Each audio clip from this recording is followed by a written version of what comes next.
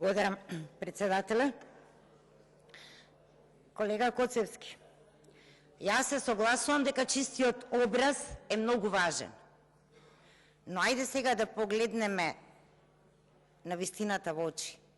Дали може да зборува некој за чист образ, кој што се е омраза, се е дискриминација, кој што не сака ни еден збор да каже и да се огради од криминалите во сопствената партија, од некој што постојано лаже и во јавноста вели дека навистина е многу тешко со професорска плата да се живее, а истовремено, да, нормално под зад на својот зет, гради куќа од 1.000.000 евра.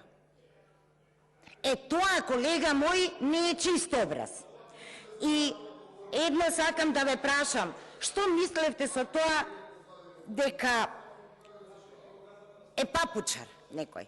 И што подразбирате вие под папучар? Што е машкост, колега Коцевски? Дали под машкост подразбирате дискриминација, стереотипи, мизогенија, сексизам? Тоа ли, колега? Не, колега.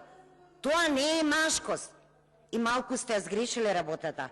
А европскиот пат ниту бил, ниту може да биде удар во глава.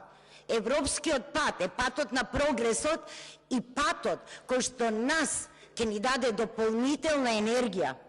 Тоа е европскиот пат. Дали вие сакате да верувате во тоа или не, тоа е ваш избор. И јас ќе ви кажам, зборувате за крахиран идентитет. Па не ли ви е срам, колега, да зборувате за крахиран идентитет? Идентитетот е нешто што сите го носиме во себе и никој не може да ни го украде, освен ние самите. А вие со вашите политики тоа и го правите.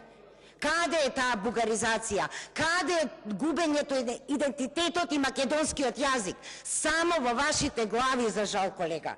И едно на крај ќе ви кажам. Многу е полесно да се посее семето на злото. Поделбите, насилството и омразата помеѓу граѓаните.